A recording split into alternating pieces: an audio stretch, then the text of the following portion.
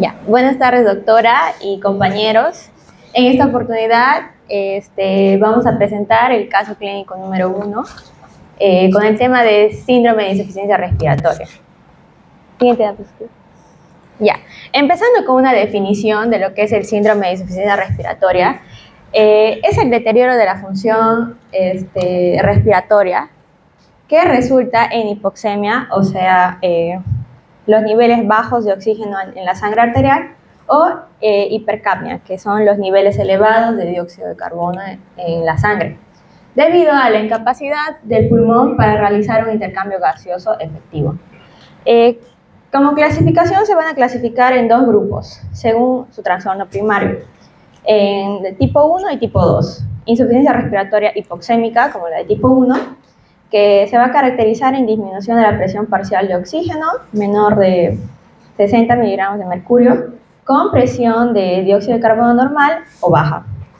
E insuficiencia respiratoria hipercápnica, que es la de tipo 2, que va a consistir en la elevación de la presión parcial de dióxido de carbono, mayor de 50 miligramos. Disculpa, una consulta. La idea es presentar el caso clínico, ¿no? Sí, doctora. Es como que estás una parte introductoria. Es un resumen. Porque eso, incluso de las preguntas, es como una parte de la respuesta, ¿no? Creo que es la tercera pregunta. O alguien que va a responder la tercera también va a hablar. Es una introducción, doctora. Bueno, ya. Porque es como hablar de teoría, ¿no? La idea es responder. Es solo esta diapositiva de teoría. Ah, bueno, ya, ok, sí. Ajá. Disculpe. Y el cuadro clínico es extenso, pero se va a caracterizar en tener una disnea intensa, progresiva, taquipnia, cianosis, uso de músculos accesorios, alteración de estado mental, hipoxemia refractaria al oxígeno y signo de dificultad respiratoria. Siguiente. Ya, presentando el caso clínico número 1, mujer de 22 años con antecedentes de asma desde los 8 años, con múltiples crisis en el último año, sin uso de regulador de corticoides inhalados y con salbutamol solo a demanda.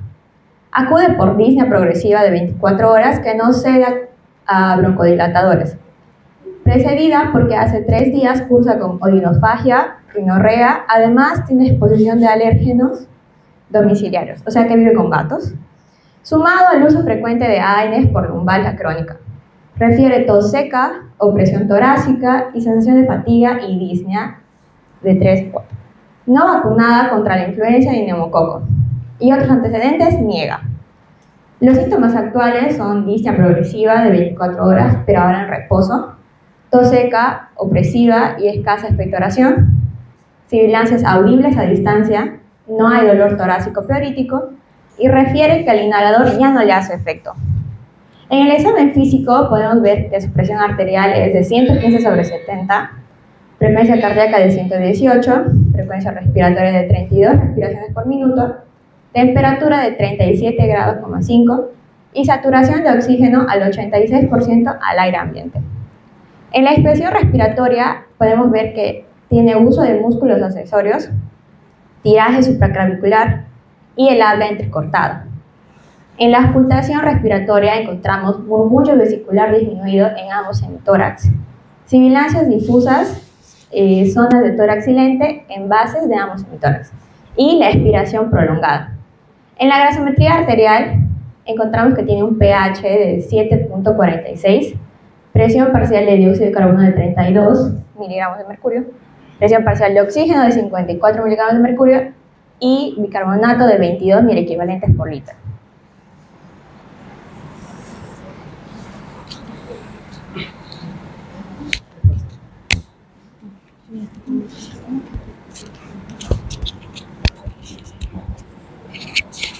Ya, respondiendo a la primera pregunta, que todos pueden ver en sus celulares, es ¿cómo definirías la enfermedad de base, que es el asma, y cómo la diferencias de otras patologías obstructivas como EPOC en este caso, ¿no?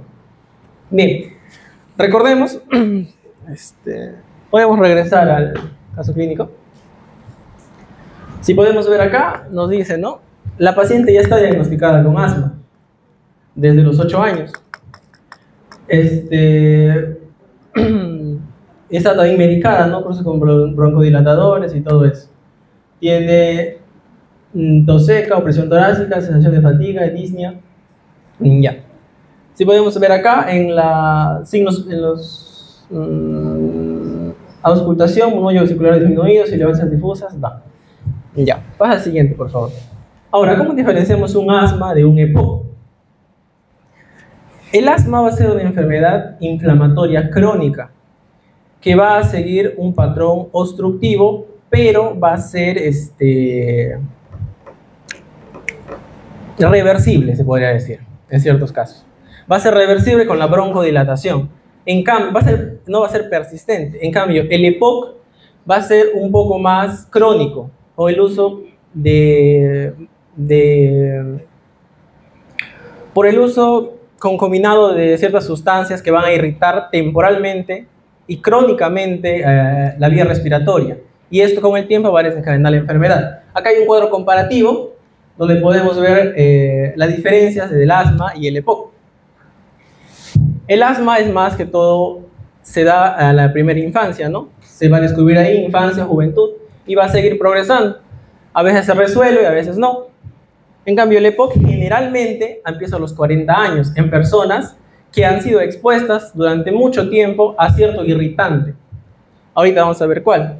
Está asociado también al tabaquismo, ¿no? En el asma no tanto, como bien lo hemos dicho, es una hipersensibilidad bronquial que va a haber, ya sea ciertos alérgenos, hay muchos alérgenos. En cambio, en el EPOC, el tabaquismo es la principal causa, es el principal irritante que ha estado por muchos años expuesto al paciente, lo que ha predispuesto a esta aparición. Tenemos a la reversibilidad. El asma, como ya sabemos, empieza en la infancia, pero puede ser reversible conforme avance el tiempo, se resuelve. En cambio, el EPOC no es reversible una vez que empieza. Ya no hay vuelta atrás, va a seguir con esa capacidad pulmonar toda su vida. El curso es episódico. Como bien sabemos, el asma es intermitente. Por eso es que se utilizan sus broncodilatadores, sus corticoides, para poder controlar y así disminuir el número de crisis que va a tener. En cambio, el EPOC va a ser progresivo. Si el paciente no cumple el tratamiento y sigue empeorando, no va a haber un retroceso de ese empeoramiento, va a seguir así. En la inflamación, el asma generalmente está dada por la eosinofilia, ¿no? Y por la acción de los linfocitos T helper H2. Como comúnmente son los linfocitos T helper H1, acá tenemos a los H2. Y en el EPOC, neutrófilos y macrófagos. El asma también, pues, por hipersensibilidad, es por alergias. En cambio, el EPOC no, más que todo es por un agente irritante que ha estado haciendo daño temporalmente. Síntomas. El asma va a tener exacerbaciones nocturnas y va a tener muchos tipos de síntomas, ¿no? Disnea, fatiga, depende de la exacerbación en la que esté. El EPOC va a ser persistente. El asma puede ser temporal también, ¿no? Por tiempo se va a agarrar. En cambio, el EPOC no. Como ya sabemos, está el daño hecho, entonces las molestias van a ser constantes y permanentes en el tiempo. En la espirometría tenemos una obstrucción que va a mejorar con la broncodilatación. Sabemos pues que como el pulmón, como las vías respiratorias se van a irritar, van a inflamarse, al broncodilatar pues va a haber una mejoría. En el EPOC no va a mejorar. Por eso es uno de los criterios, la espirometría que no responde a broncodilatación se va a clasificar como EPOC. Más adelante van a hablar de eso mis compañeros. La respuesta a esteroides es buena en el asma porque los esteroides son antiinflamatorios, van a desinflamar la vía y va a mejorar. En el EPOC no, ya hay un daño marcado y así tú le metas corticoides o broncodilatadores no va a haber una mejora significativa, ¿no? Leve. Y en el oxígeno meta, el EPOC en el oxígeno meta, pues, como son exacerbaciones agudas, el paciente no está acostumbrado a vivir con un oxígeno bajo, entonces buscamos una saturación buena de 92 o 94%. En cambio, el EPOC es un paciente crónico que ya está acostumbrado a vivir con hipercapnia, ¿no? Hay una respuesta reguladora. Entonces, en este paciente buscamos una regulación de los pacientes crónicos, ¿no? De 82 a 92%. Siguiente. Ya, a ver. Ya, ahora sí, abro el debate. ¿Alguien quiere agregar algo? El cuadro, coloquen el cuadro previo, por favor. César. Ah, y otra cosa, intenten presentarse, no a todos los conozco así como con nombre y apellido. ¿Quiénes son? ¿Quién? La primera alumna, ¿quién es? ¿Cuál es tu nombre? Lara. Sí, presente de día. Ah, ya, ok. Entonces, ¿alguien quiere opinar al respecto de lo que presentó César? A ver. Solamente para agregar que el asma es una enfermedad genética. Me falta agregar nada más. Fuerte. Habla. Solamente para. Pégalo. Buenas tardes, compañerito lindo de él. Solamente para agregar que el asma es una enfermedad genética. ¿No? Entonces, eso nomás era para que agreguen. ¿Genética? Genética de la piel. Pásale a tu compañera. No, es una de las razones. No te molesto.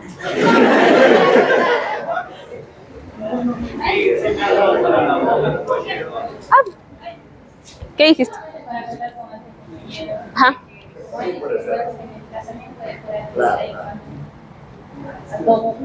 ¿Puede ser qué?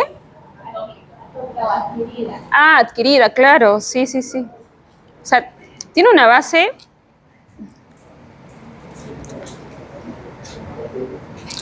Albert, ¿sabes qué? Alguien necesitamos que mueva el micrófono por acá. ¿Ya?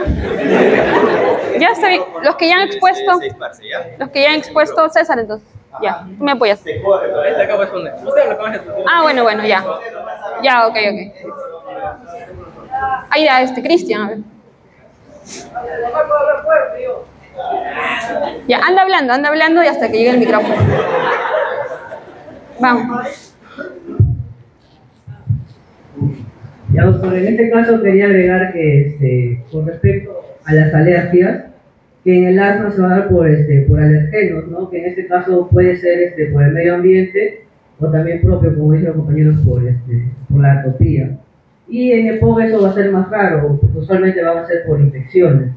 En este caso, en el asma, estos alergenos pueden ser... A ver, un ratito. O sea, la causa más frecuente de EPOC sería infecciones, ¿te refieres? Ya, acá dice no. Se define que el asma es Ya. una enfermedad inflamatoria. Ya. En este caso, el EPOC va a ser crónico. Pero también es inflamatoria, ¿verdad? Sí. ¿O no? Con respecto a las causas de los alergenos. Sí, es verdad, pero un EPOC, que es una patología obstructiva también de vía aérea, se puede exacerbar por el medio ambiente, ¿verdad? ¿No? O sea, también tiene una respuesta similar a alérgenos externos, ¿no? En este caso. Ya, ¿alguien dijo no acá? No te veo tu nombre. Azucena, a ver.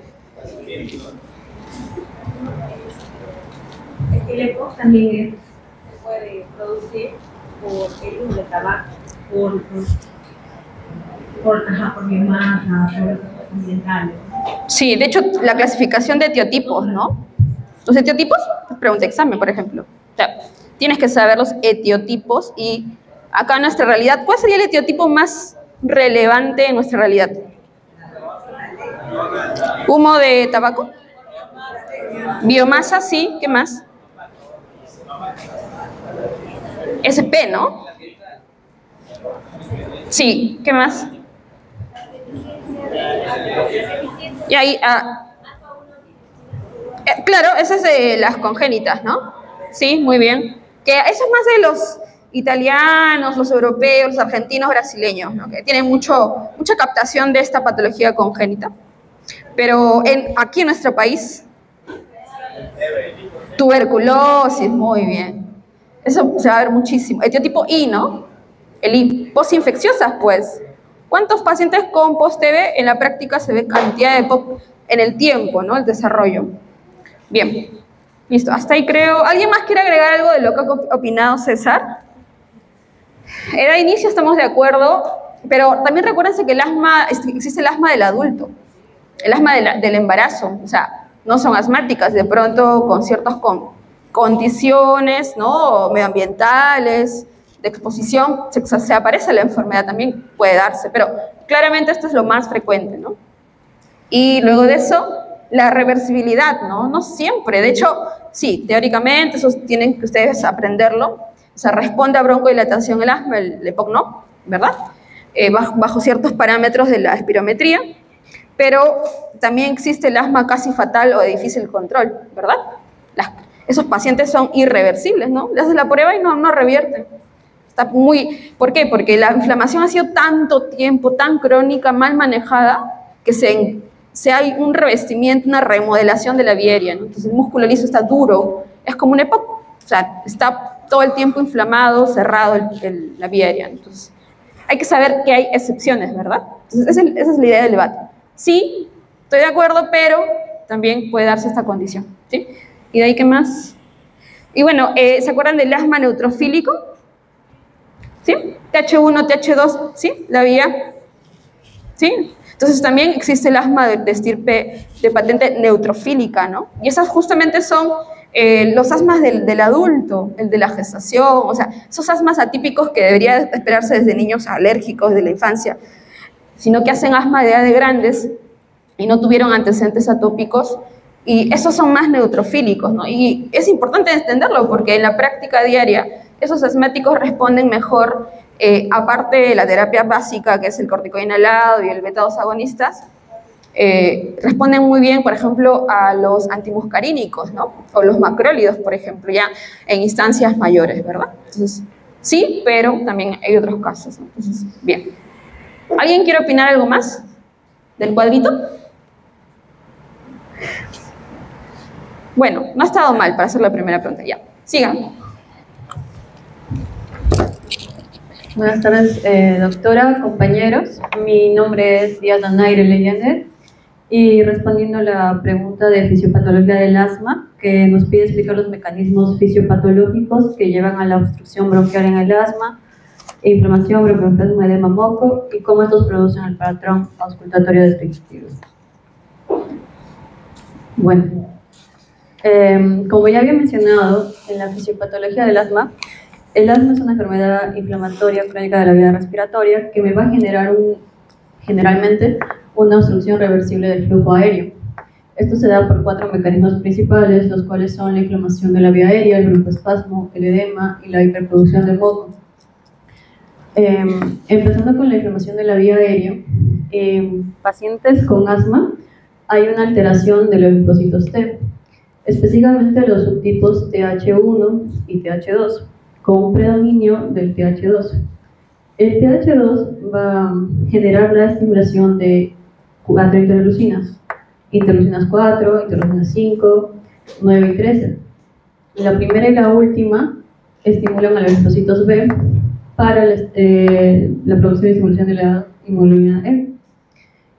La interleucina 5 me estimula la producción de eosinófilos y la interleucina 9 el aumento de mastocitos. Todos estos son mediadores inflamatorios, como por ejemplo también las histaminas. Entonces, como podemos ver en la imagen, al haber una inflamación va a haber un engrosamiento de la pared, un aumento de la permeabilidad que posiblemente nos llevará a un edema y una hiperactividad bronquial, que es que el paciente va a estar sobreestimulado a cualquier alérgeno, más de lo normal. Bueno, siguiendo con el segundo mecanismo, tenemos el broncoespasmo, que lo definimos como la contracción del músculo liso bronquial desencadenada por una exposición de alérgeno, como por ejemplo hacer ejercicio, sustancias irritantes o la humedad misma. Acá lo que ocurre es que cuando el paciente está sensibilizado y aparecen estos alérgenos, la hemoglobina E, que está unida normalmente a los mastocitos, de alguna otra manera los destruye, generan una deregulación y por ende la liberación de estos mediadores inflamatorios, que son los leucotrienos, histaminas, prostaglandinas. Otra razón por la que habría un broncoespasmo es alguna alteración del óxido nítrico, ya que el óxido nítrico es un broncodilatador natural y por ende nos va a generar un estrechamiento brusco del bronquio y también el aumento del edema y la producción de moco y eso explicaría varios de los síntomas, como es la disnea, las sibilancias, el dolor torácico que tiene el paciente. El tercer mecanismo es el edema. El edema se da por el aumento de la permeabilidad que hay y va a generar un aumento al momento de expirar, va a haber una resistencia, ya que disminuye el radio del bronquio.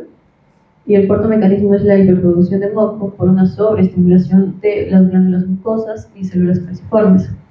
Como consecuencia tenemos una atelectasia local, que es un colapso del bronquio, la disminución del paso de aire, un tratamiento aéreo, ya que la presión negativa es tanta y por así decirlo, el agotamiento, el diafragma, entre otros factores, generan que el aire demore en salir o en peores casos no sale al momento de expirar.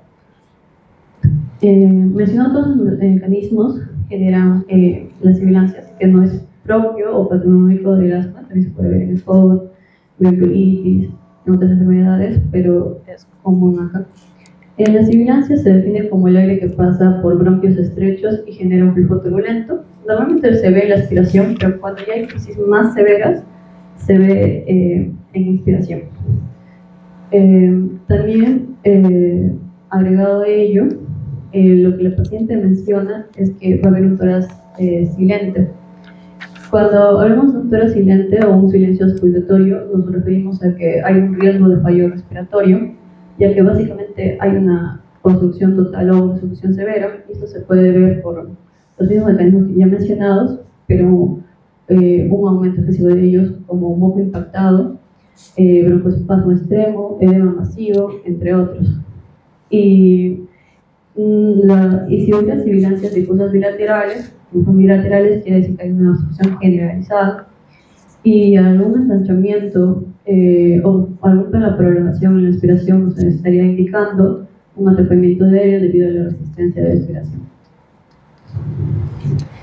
También agregar que la interleucina 5, que era lo que producía la estimulación de los eosinófilos, van a generar proteínas tóxicas como la SP o la MBB que dañan al epitelio bronquial, y este daño vuelve que las vías aéreas se vuelvan más sensibles y hiperactivas, y conforme pasa el tiempo el músculo liso entra en un proceso de remodelamiento, haciendo de que haya una hipertrofia del músculo liso y sea una obstrucción más estos factores más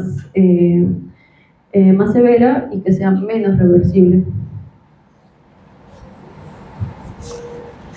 Ya, listo, muy bien, gracias. Esto es un poco complementar los hallazgos del examen físico. Obviamente es un caso de asma, crisis asmática, y su compañera ha explicado cómo fisiopatológicamente se explica cada signo o síntoma, ¿no? Lo más relevante a través de los mecanismos más importantes de la enfermedad. ¿Cuáles serían entonces, en conclusión, los 3-4 mecanismos más importantes en este caso, de la crisis asmática? ¿Alguien que quiera resumir todo lo que he explicado? Buenas tardes. Ya, ahí. Micrófono, ¿dónde está, César?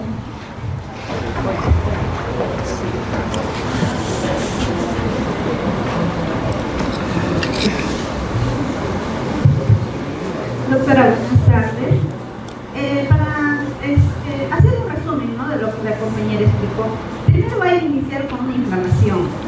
Esta inflamación se va a activar lo que viene a ser los linfocitos, ya sea el T1 y el TH2. Lo que más va a predominar ahí va a ser el TH2, y eso va a provocar una liberación de los eosinófilos. Y después de eso va a venir los 4 mecanismos importantes. Como la compañera mencionó, va a ser el edema, la contracción muscular, la hipersecreción de moco y el cambio de la sustancia. Sería eso. Gracias. Ya, o sea, el cambio estructural es más en crisis muy persistentes, un paciente de una historia larga del asma, lo que les decía de la remodelación, porque no es que todo paciente con asma va a cambiar su estructura del aparato bronquial, ¿no? Eso es en el tiempo, ¿no? Por eso es que el riesgo de que se vuelvan no reversibles, lo que les decía, pero sobre todo los 3 primeros, ¿no? edema de mucosa, hipersecreción de moco y la broncoconstricción en este caso. ¿Bien? Sí, a ver, Ángel.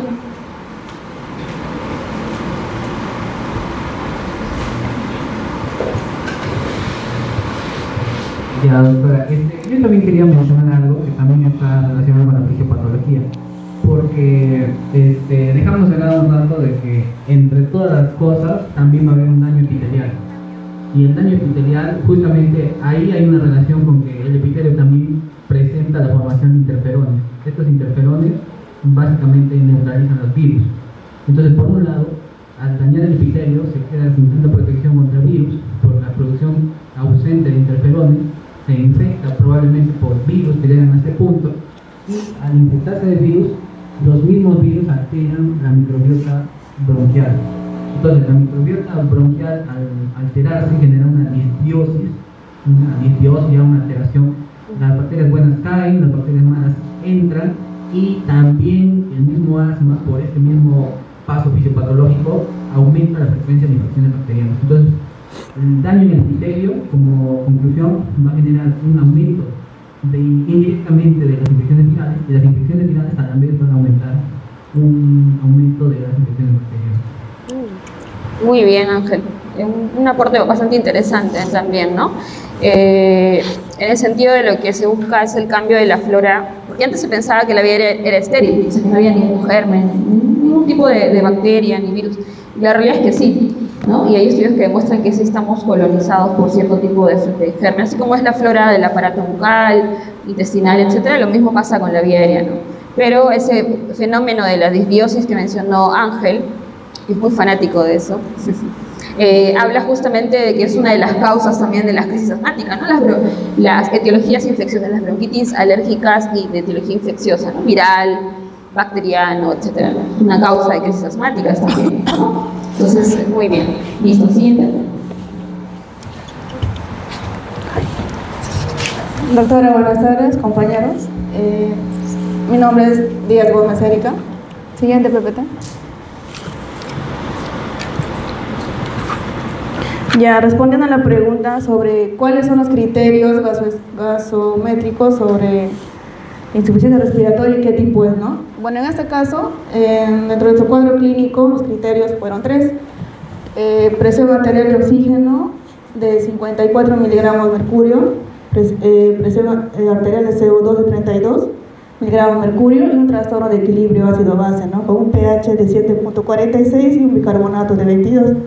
Ahora, en cuanto a la presión arterial de oxígeno de 54 miligramos de mercurio, esto sucede porque el paciente cursa con una hipoxemia. Por ende, hay un fallo en el intercambio gaseoso, ¿no? Lo que nos conlleva una hiperventilación alveolar.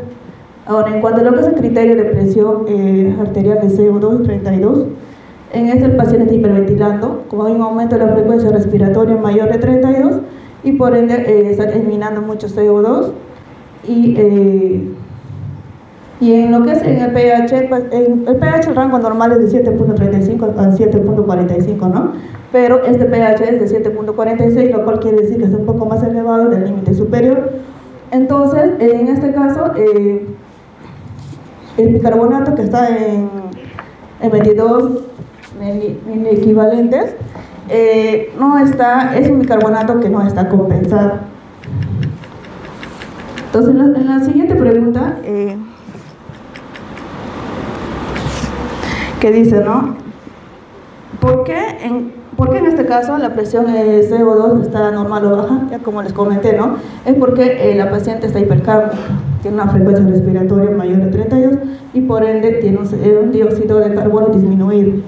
Ahora, como conclusión final del caso, el caso llega a ser una insuficiencia respiratoria tipo 1 asociada al calosio respiratorio, que ha llevado a un pH elevado, ¿no? Eso sería todo. ¿Alguien quiere participar acá? Ahí está. A ver, ahí arriba, porfa, César.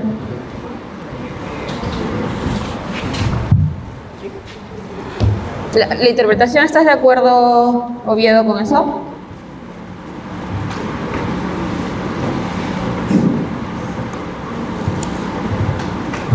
Buenas tardes con todos. Lo que es la parte de la presión arterial, no estoy muy de acuerdo, no creo que es por la hiperventilación que tiene el paciente. ¿Presión arterial? La hiperventilación ayuda a compensar esa realización del paciente. Ya. Ahí le he colocado, sus compañeros le han puesto hipoxemia e hipercapnia, ¿no? Ahí, a ver. Ahí, John. De extremo a extremo te estás yendo. John, ¿tienes voz de ver fuerte? No, a ver. Fuerte, John. O sea, ¿lo defines como?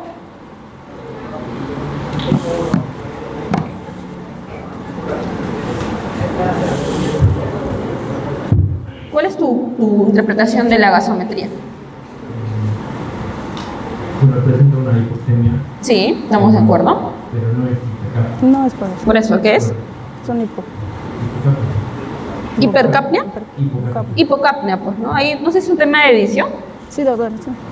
Dice hipercapnia. Sí, doctor. Ya, pero igual, la interpretación final, ¿cuál sería para ti el trastorno? El trastorno primario es respiratorio, ¿verdad? Entonces partes por ahí, el pH es alcalótico, ¿verdad? Entonces, ahí tienes una relación inversa entre el pH y el CO2, por lo tanto el trastorno primario es respiratorio, eso no hay discusión.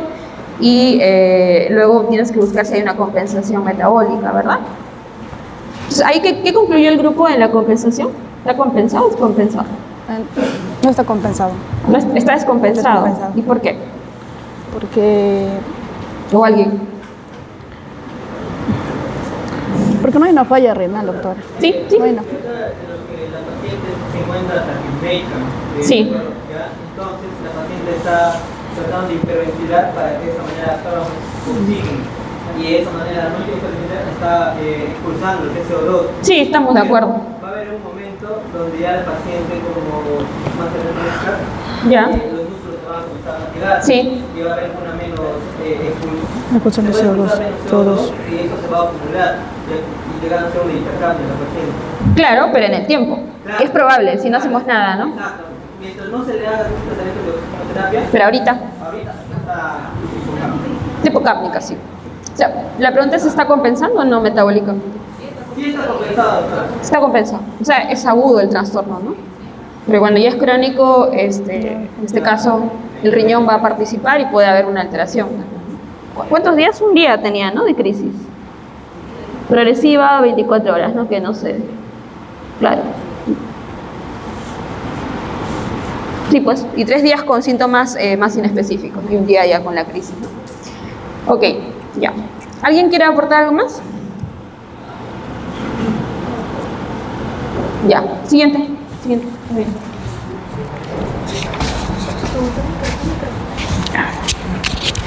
¿Cuál era tu nombre, disculpa? ¿Cuál es el nombre de tu compañero? Erika. Compañeros, doctora, ¿qué tal? Buenas tardes. Mi nombre es Naum Falcón. Ahora vamos a ver sobre los criterios clínicos de exacerbación asmática grave que requieren un manejo de emergencia y un posible UCI, ¿no?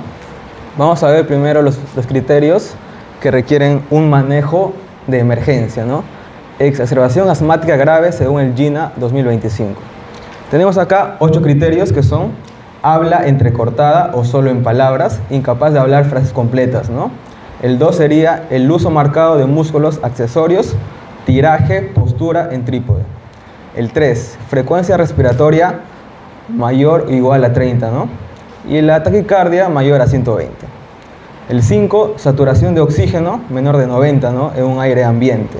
Agitación, ansiedad intensa o signo de fatiga respiratoria. Sibilancias muy intensas o disminución marcada del murmullo vesicular, ¿no? Y por último, un PEF menor de 50, ¿no? Ahora, en los criterios del GINA, que criterios de amenaza de UCI, ¿no? Es 1, el silencio auscultatorio, el tórax silencioso o el tórax silente, alteración del sensorio, confusión, somnolencia, cianosis, bradinia o respiración irregular. Y el PCO2 normal o elevado, ¿no? Mayor de 45. ¿Puedes pasarlo, por favor, a la diapo 1, al caso clínico? Ahora, viendo acá el caso clínico, vamos a ver cuáles son los criterios del manejo de emergencia y de UCI, ¿no? El primero tenemos acá que es el habla entrecortada o solo en palabras, ¿no? Que nos dice acá en el caso clínico. Tenemos también el uso marcado de músculos accesorios, la frecuencia respiratoria que está en 32, la saturación que está en 86, las sibilancias audibles a distancia y el murmullo vesicular disminuido, ¿no? Ahora, hay un criterio que es solo el de UCI, que se cumple solo uno, que es el tórax silente, ¿no? Ahora, invito a los compañeros a ver si ellos creen que el manejo va a ser por emergencia o va a ser de frente a UCI. Está muy bien, los está invitando su compañero. ¿Alguien que quiera opinar? Nos han leído el caso, ya saben la condición y los criterios para derivarlo, ¿no? Porque eso tienen que decir ustedes. Les tocan el tópico donde están atendiendo, en su salud, por ejemplo. Hola, hola. Y vas a derivarlo a dónde, a hospitalización, o de cuando reportas que ese paciente es una crisis tal, ¿no? Severa, tiene condiciones de área crítica, ¿no? Manejo en área crítica, shock trauma, por ejemplo. Hola. Por intermedio. Entonces, ¿alguien quiere dar una opinión al respecto? ¿Hacia dónde lo derivo y por qué, ¿no? Con lo que ha presentado. No pongas la respuesta, la opinión. Claro. Ya, paso la luna, Albert, ¿quieres opinar? Albert. ¿Sí? No, ya. ¿Alguien, chicos?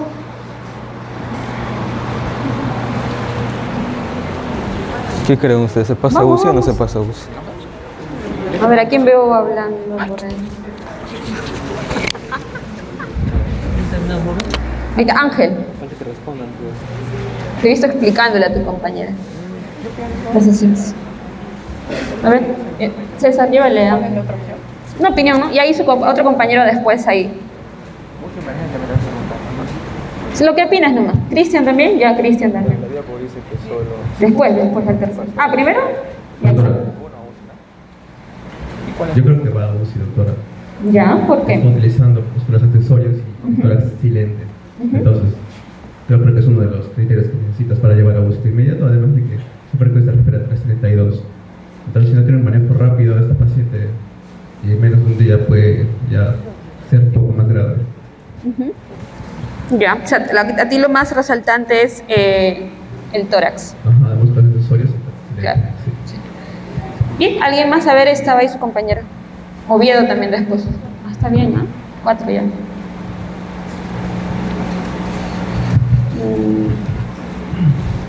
Sí, yo también creo que debe ir a UCI, porque se trata básicamente de una crisis extremadamente grave, donde está comprometido mucho el flujo aéreo, y que esto causa un agotamiento respiratorio inminente.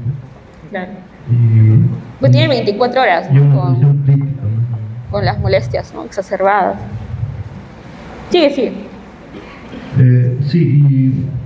Sí debería ir a UCI, doctor, porque ya se está dando una crisis muy extrema. Claro. Ahora, una opción es UCI. ¿Cuál es la otra opción para el grupo?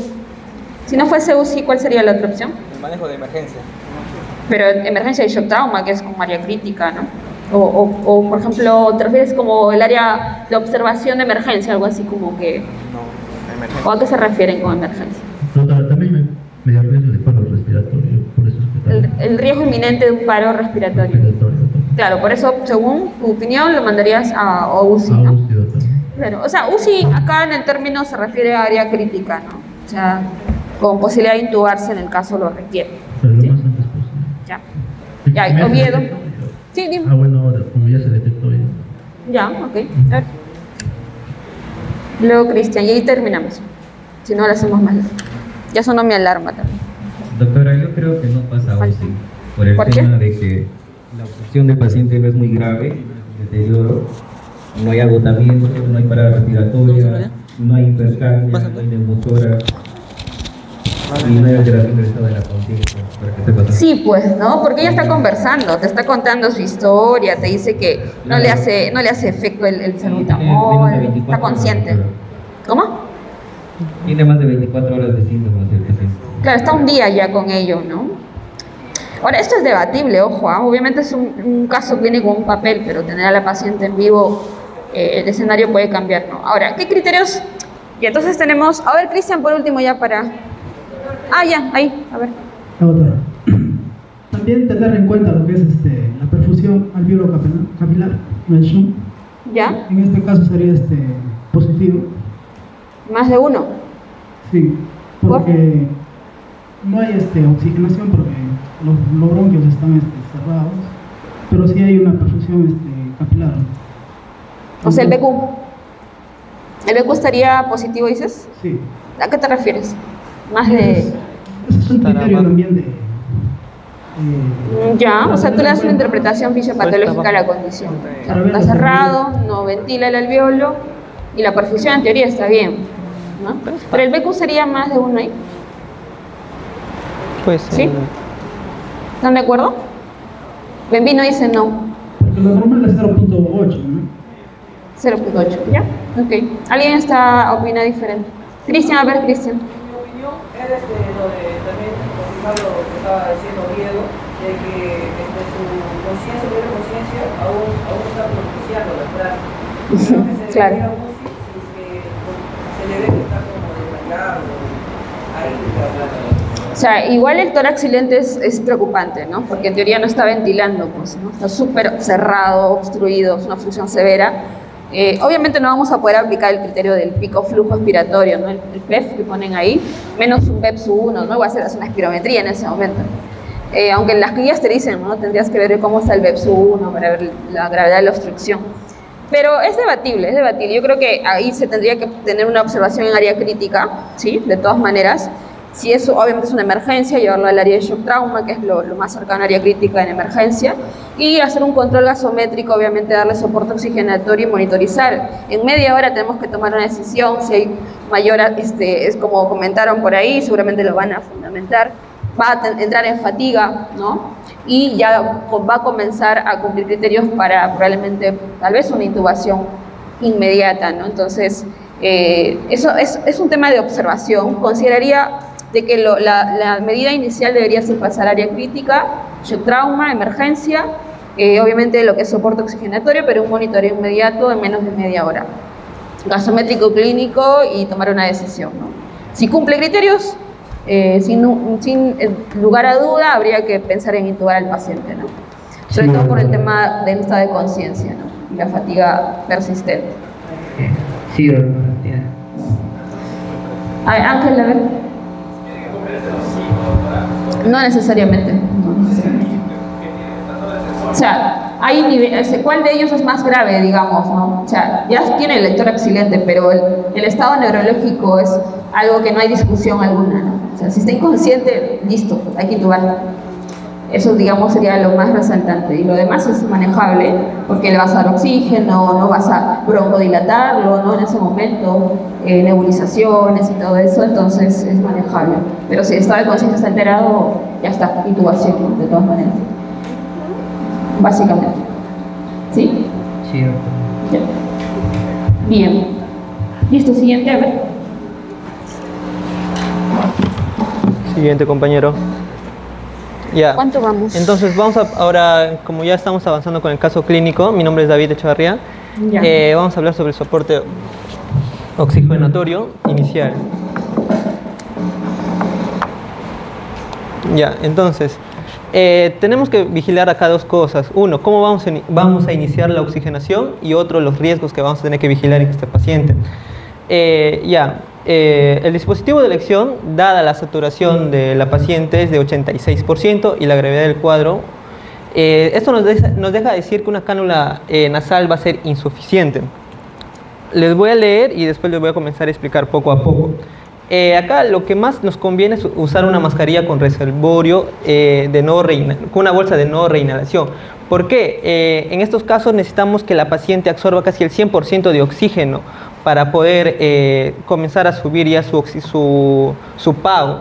Lo que estaba, su PAO estaba entre 86, no, su saturación de 86 para subirlo entre el rango de 92 a 94%, porque tampoco es lo que buscamos que llegue al 100% por la hiperoxia, ya que nos puede dar una atelectasia. Entonces, ya sabemos que la bolsa de no reinhalación nos da de 10 a 15 litros inicialmente para asegurar una FIO alta y rápida corrección de la hipoxemia.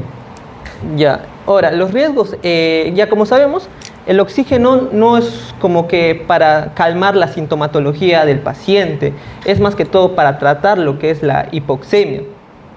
En los riesgos, antes de eso, la paciente nos dice que estaba con 32, 32 respiraciones por minuto. Entonces, lo que nos estaba diciendo hace un momento la doctora, si es que estaba compensada o no, la paciente sí se encuentra compensada, ya que está comenzando a hiperventilar para que de esa manera obtenga la mayor cantidad de oxígeno y de esa manera está expulsando también lo que es el CO2. Los riesgos a vigilar está en este caso la fatiga muscular, donde tenemos que vigilar los músculos accesorios y el tiraje. ¿Por qué? Si esta paciente no se lleva un buen tratamiento con el oxígeno, los músculos se pueden llegar a fatigar, a cansarse la paciente y esto va a hacer que se comience a acumular CO2. Otro también es el cambio de patrón de respiración, la respiración paradójica, donde ya la paciente, ya sus músculos están completamente fatigados y comienza a usar, en vez que el abdomen, lo que normalmente el abdomen se tiende a inflar en la respiración, comienza ya a usar el abdomen, presiona el abdomen y respira. Igualmente. Otro es la retención de CO2, ya con todo esto, ya vamos a tener una alteración de conciencia, somnolencia, como un signo de hipercapnia por agotamiento. Si la paciente no le tratamos, la paciente, tú le vas a encontrar que primero estaba todo desesperada, agitada, y después le vas a ver que está tranquila, puede ser que esté ya como que si estuviera normal, pero en realidad ya la paciente pasó por todos estos procesos, ya que se cansó y ya comienza a retener CO2 y el CO2 ya le va a dar lo que es la hipoxemia y la hipercapnia. Además, podemos llegar a una narcosis donde ya la paciente se le va a encontrar como entre comillas tranquila y se va a necesitar lo que es el uso de ventilación mecánica, intubarla a la paciente para que se pueda recuperar. Claro. Ya, doctora. Gracias. Claro, por ejemplo, ¿alguien quiere opinar al respecto del comentario de su compañero? A ver, Oviedo. Está bien.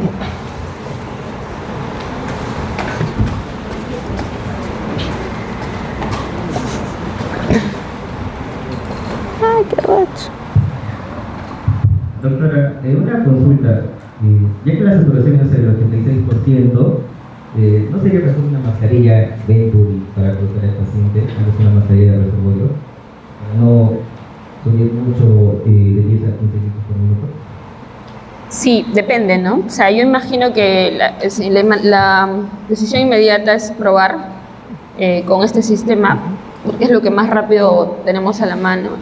Pero también en menos de media hora se tendría que tomar la decisión de pasarle a un sistema de alto flujo, ¿no? Y lo más cercano y accesible también es el sistema Venturi, la máscara de Venturi, con FIO 50, ¿no? Que es un flujo más alto que me permite trabajar, porque también aparte de eso la ventaja del Venturi es que me permite manejar presiones más altas y como se vio el caso está ya con fatiga, ¿no? Está empezando probablemente a fatigarse porque está taquipneica la paciente y probablemente entre en este proceso de, si bien es cierto el CO2 está bajo, va a empezar a subir porque cada vez va a respirar más cansado, más fatigado. Entonces, sí, en primera instancia no está mal pensar en lo que plantearon, pero inmediatamente, como repito, en menos de media hora tomar la decisión de pasar a Venturi y si esto no resulta, porque podemos ir viendo que la paciente igual se sigue fatigando con el Venturi, aumenta el valor de CO2, hay que hacer control gasométrico, va a entrar en estado de alteración del sensorio y ahí tenemos que antes en ese limbo, digamos, que se nota que ya está más somnolienta, más desorientada, poder optar por un BNI, ¿no? Un sistema de BNI, que también permite trabajar sobre todo la mecánica ventilatoria con mayor exactitud. Y ya si con eso no es suficiente, pensar en la intubación, porque ya va a estar entrando en una alteración total de la conciencia, ¿no? Eso es un tema de paso a paso, pero con una vigilancia estricta en un área crítica, ¿no? No está mal lo que plantearon, tampoco está mal lo que estás opinando, y es relativo, ¿no? Hay médicos que de pronto no son tan conservadores y ya, visto de frente Venturi, luego, o incluso algunos de frente BNI, ¿no? Pero también hay criterios, entonces está bien plantear ello, ¿no? Ya, bien. ¿Listo? Siguiente.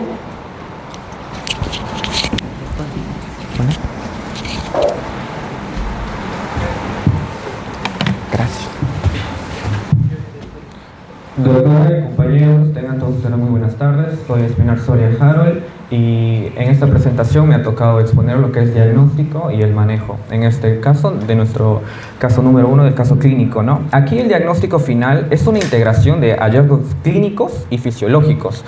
También cabe resaltar que nosotros no podemos olvidar lo que hemos aprendido en clases, el algoritmo diagnóstico, ¿no? Que por medio de una espirometría con broncodilatadores nos va a dar lo que es, si es un patrón obstructivo de referencia, ¿no?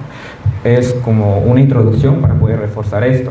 Acá ¿cómo nosotros nos orientamos al diagnóstico? ¿No? El primer punto, el segundo y el tercero. Donde el primero tenemos exacerbación asmática severa, ¿no? La presencia de hipoxemia grave y el signo del tórax siguiente son suficientes para clasificar esta crisis. Incluso estábamos opinando en el propio grupo, hasta que hemos escuchado la opinión de la doctora y del compañero sobre por qué no en UCI y cuándo sí en UCI, ¿no? Siendo que las guías nos refieren que solamente tiene que tener un criterio para que el paciente pueda ingresar a UCI.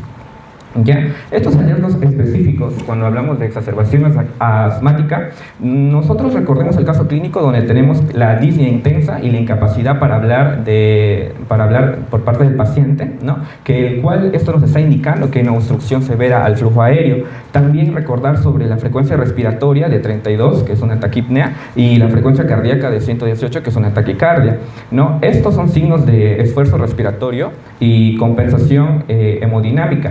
También recordar que dentro del primer punto de exacerbación asmática severa vamos a encontrar al paciente que tiene una saturación de 86%, una hipoxemia profunda, ¿no? Es el criterio más contundente de severidad y riesgo vital.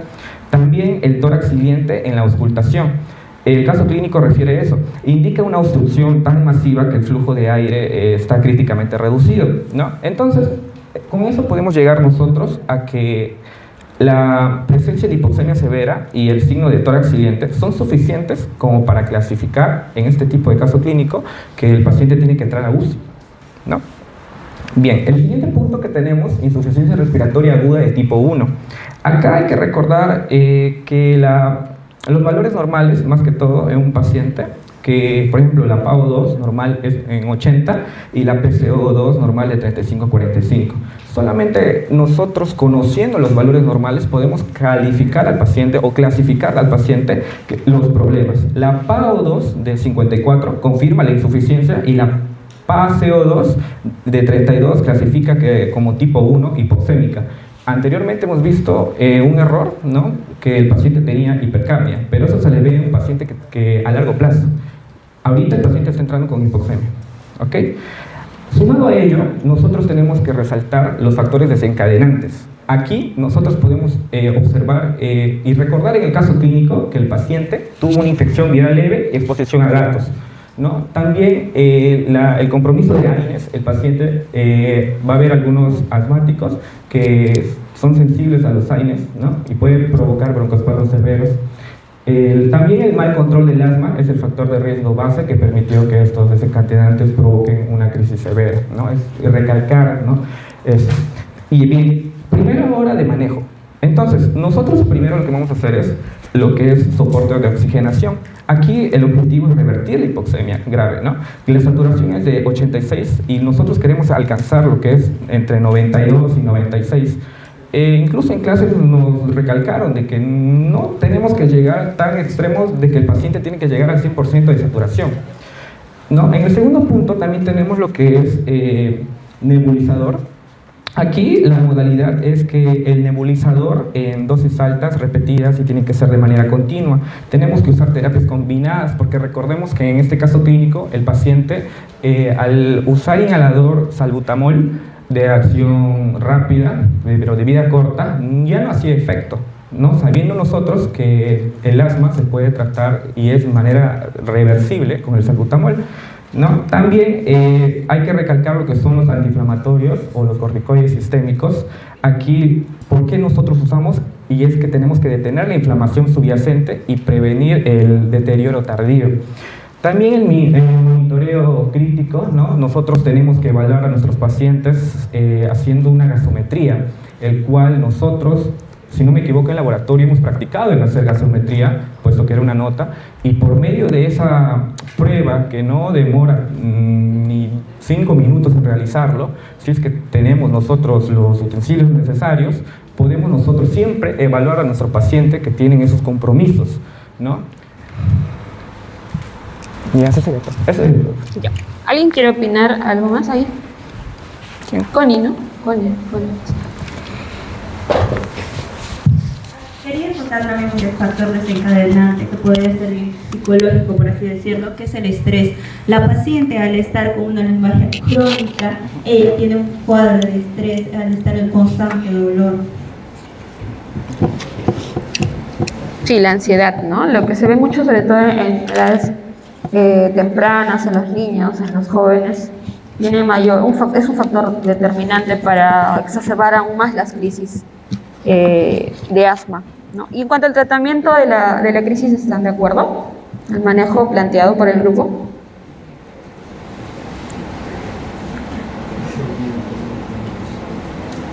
Sí, le están dando doble terapia broncodilatadora de acción corta, ¿no? Todos tienen acción inmediata. Y le están agregando corticoides sistémicos.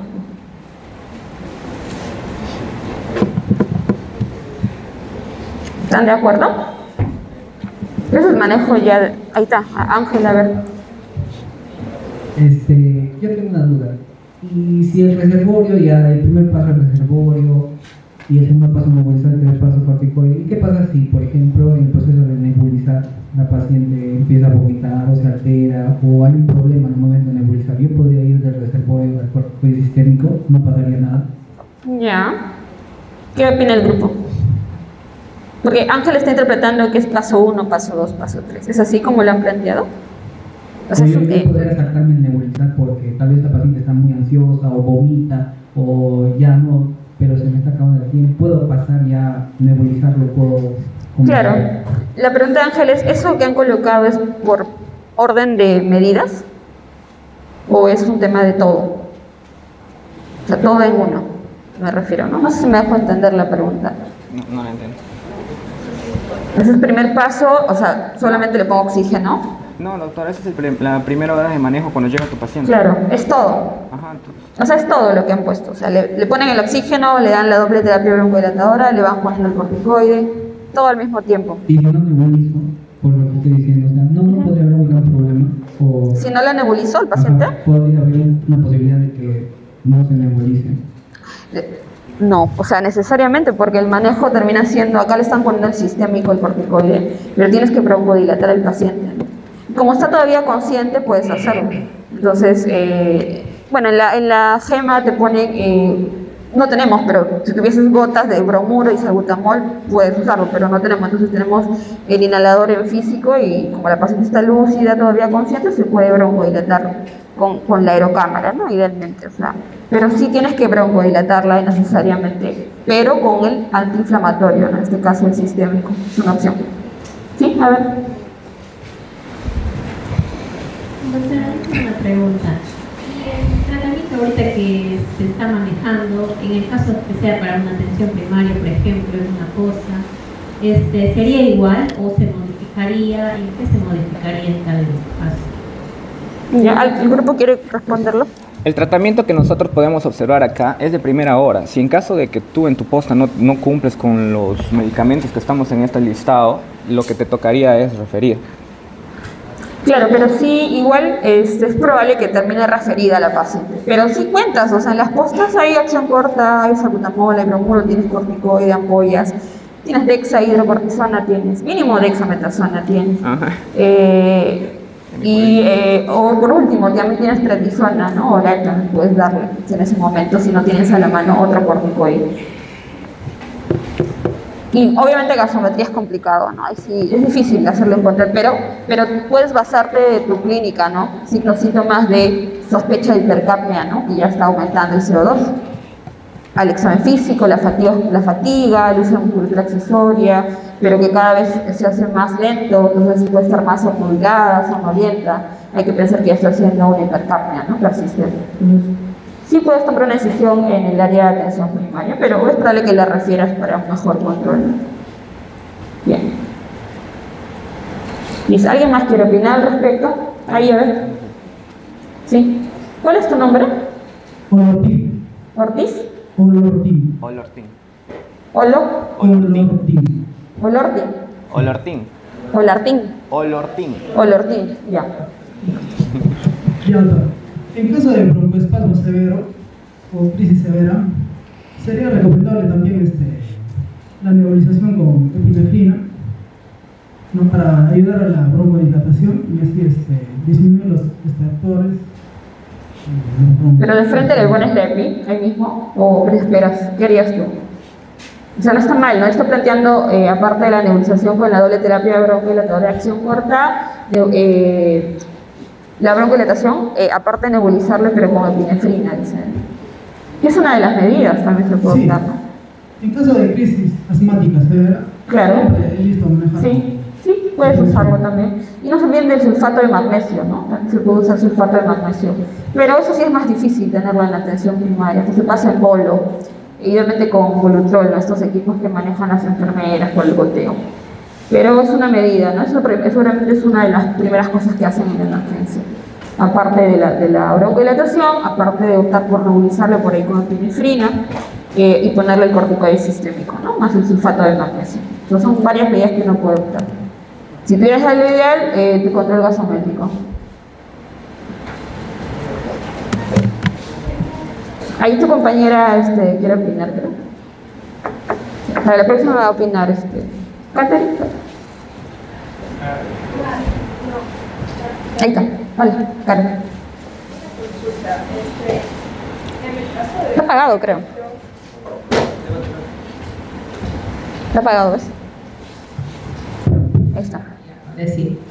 En el caso, por ejemplo, de la opción que ustedes dan de salbutamol más y propio, en caso no funcionara el salbutamol, más que todo optarían por el fenoterol, porque también hay esquemas en algunas guías. No creo que se usa mucho acá en el Perú, pero no sé si ¿pero en qué presentación? ¿En inhalador o para nebulizar? ¿Te refieres? Para nebulizar. Sí, sí hay fenoterol en los hospitales. Y es lo que hay en la emergencia realmente, o sea, y vas a tener eso en tu posta. O fenoterol o el salbutamol, ¿no? Ambos son de acción corta.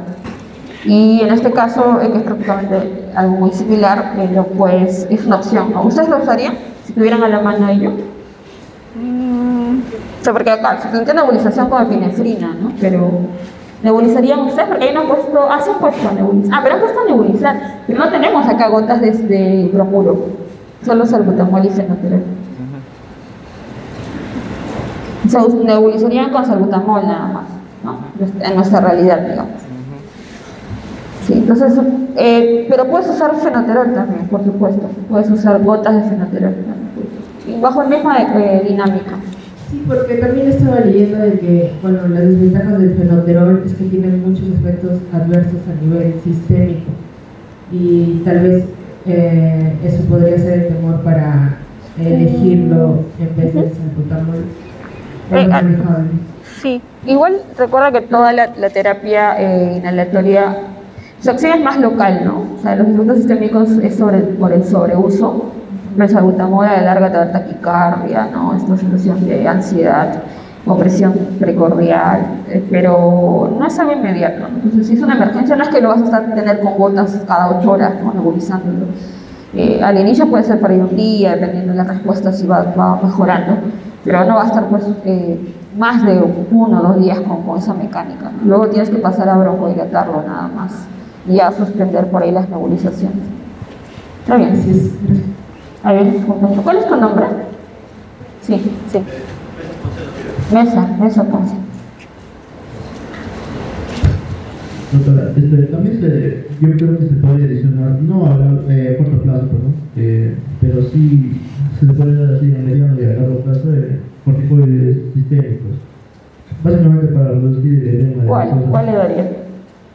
Prednisona. Oral. Sí, oral. Claro. Pero ¿a qué te refieres a mediano y largo plazo? O sea, no de primera instancia, como... Ahorita, y que llega la emergencia, te refieres. Exactamente. Claro, o sea, como que cuando está más estable lo pasas a hospitalización, ¿te refieres? Sí, más o menos. Eso es como que a corto plazo igual. Ya no es como que yo pienso para la casa. Y ahí sí no, pues, ¿no? No lo vas a mandar con corticoides orales. O sea, idealmente tú puedes optar por usarlo, la vía sistémica de corticoides, tienes oral, endovenoso, intramuscular, pero idealmente en condiciones de emergencia, ¿no? En una crisis, puedes optar sobre todo la vía endovenosa parenteral. Pero de ahí un ciclo corto nada más, oral, mientras lo tengas hospitalizado, exagerando 5 o 7 días y ya luego a la casa sí. Idealmente 5 corticoides orales, ¿no? Porque acá ya tendrías que entrar en tu terapia de mantenimiento, ¿no? Lo que optaste es tu terapia de rescate en crisis, y luego el mantenimiento es vía inhalatoria, ¿no? El corticoide inhalado más supletados agonista de acción prolongada. Ahí ya tienes tu corticoide preinhalado, que es lo ideal. ¿Está bien? Ok. ¿Pero falta uno más? No. ¿Quién falta? A ver. ¿Qué hora es? Uy, estamos yendo casi una hora.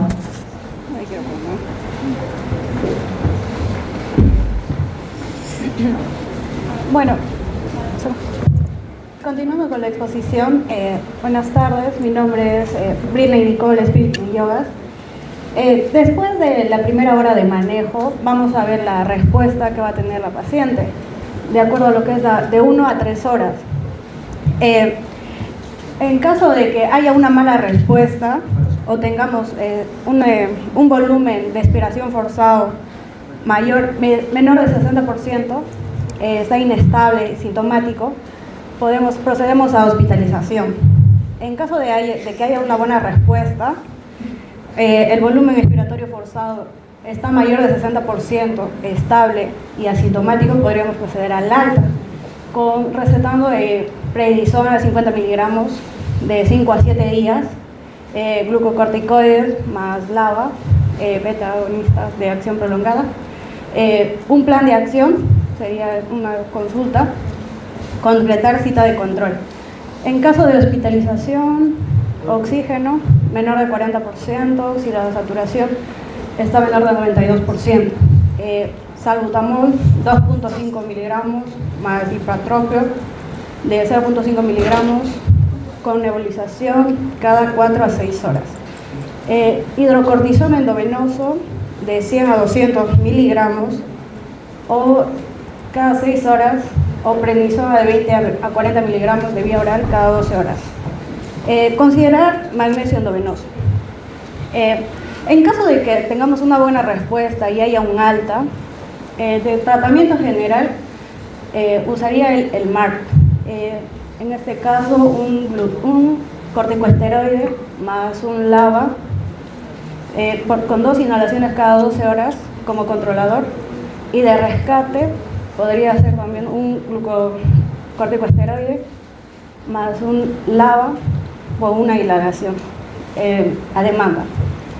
Podríamos usar también Montelukast, un antileucotrieno, 10 miligramos de noche, ya que la paciente está con rinovirosis y más alérgenos que tiene ahí en casa.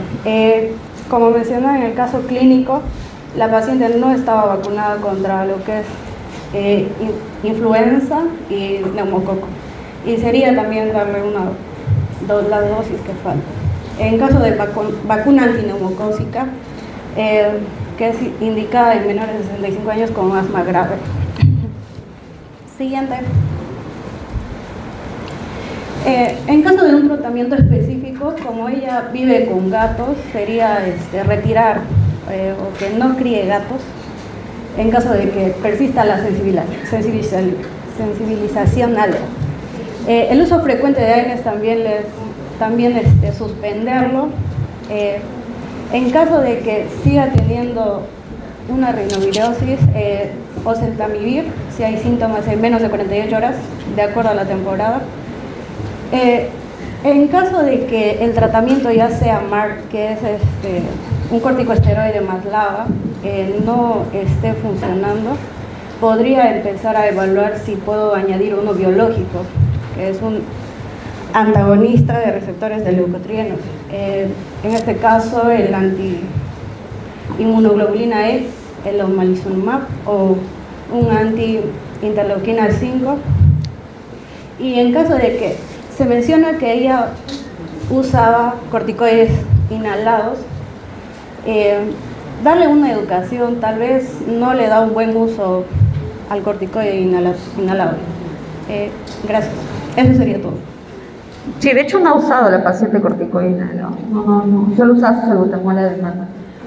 ¿Alguien quiere opinar algo al respecto?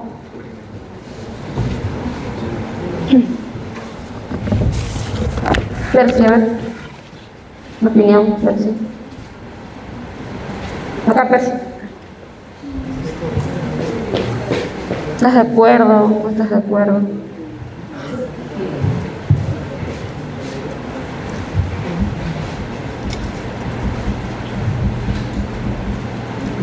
El Carol, a ver, ayúdale. ¿Estás de acuerdo? No es broma, puede parecer broma, pero no es. Sí o sí, los gatos tienen que irse.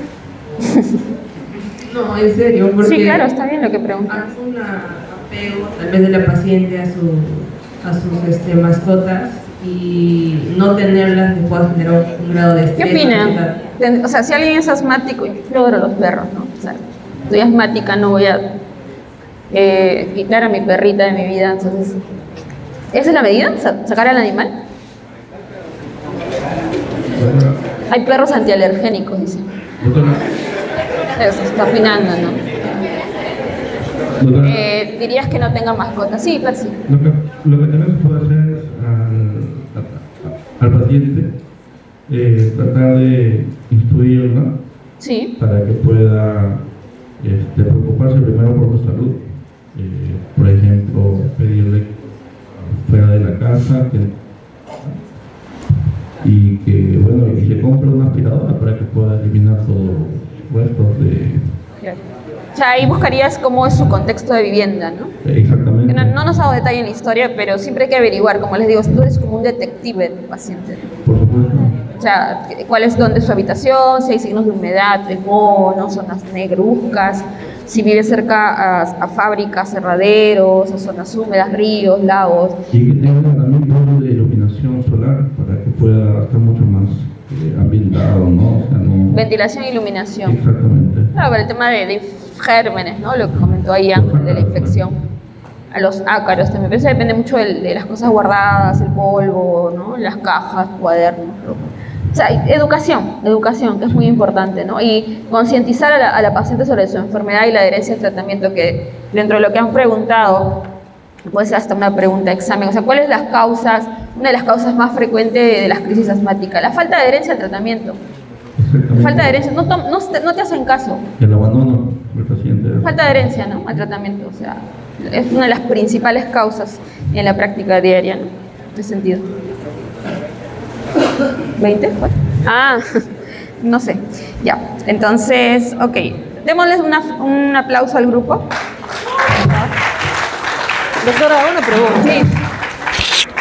Con respecto, así que dice que tienen alergia a los gatos, ¿la paciente se puede adaptar? Sí, claro. O sea, no se trata de sacar al animal, ¿no? Sino de crear el ambiente propicio para que el animal siga conviviendo con la paciente. Si bien es cierto, es un factor importante, hay que cuidar al animal, ¿no? Si bota mucho pelaje, llevar al veterinario, los baños, la vacunación, la limpieza, el aseo, que tenga un espacio, educar al animal para que tenga un espacio, no haya o sea, todo el tiempo hay gatos que suben a las camas, ¿no? Suben a la mesa. Entonces, es un tema de también trabajar ese aspecto, ¿no? Y tienes que trabajar con el área de psicología muchas veces, ¿no? Para que la paciente entienda la importancia de disminuir el contacto con un agente como es el animal. Pero no es que hay que desaparecer al animal. No va por ese lado la medida, ¿no? Claro, por eso, cuidado de pelaje, el corte, el baño, vacunación, todo, desparasitación. Un animal enfermo va a botar mucho pelo, va a caminar, o sea, todo, ¿no? No. Listo. ¿Están de acuerdo en continuar? ¿Quieren un pequeño break? No sé qué opina. A ver, acá dicen que no, de largo. ¿Qué? De largo. Ya, listo. Hay que continuar, doctora. Siguiente grupo. Hasta las 10 de la noche.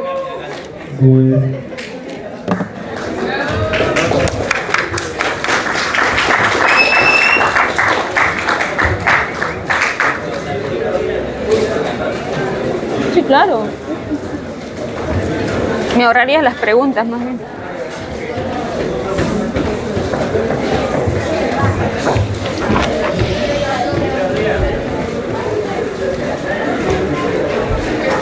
Sí, claro.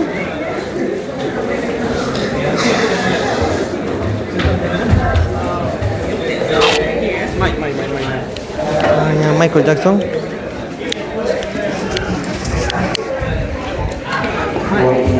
Mike, ¿tú vas a poner primero?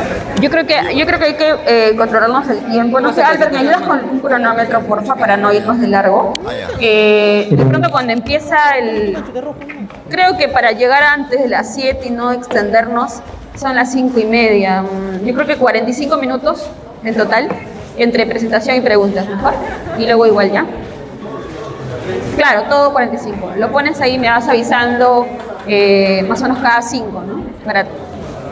Porque cada uno tiene 3-5 minutos, básicamente. ¿Cuál es la diapositiva? La diapositiva está acá. Sí, creo. ¿Cuál está leyendo ahí? Ya. Ajá.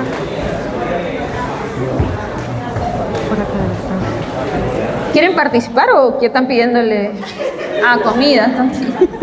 Ahí sí levantan la mano, ¿no? Ya, a ustedes dos la voy a llamar por ahí. Está grabando. Pero están comiendo, están con azúcar.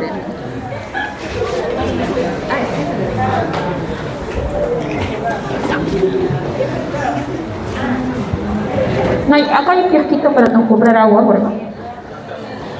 Cerca no. Afuera. Que Bermeo vaya. No. Aquí hay agua helada. ¿Sí? Va a donar, dice. No, empezamos, chicos, empezamos. Ya.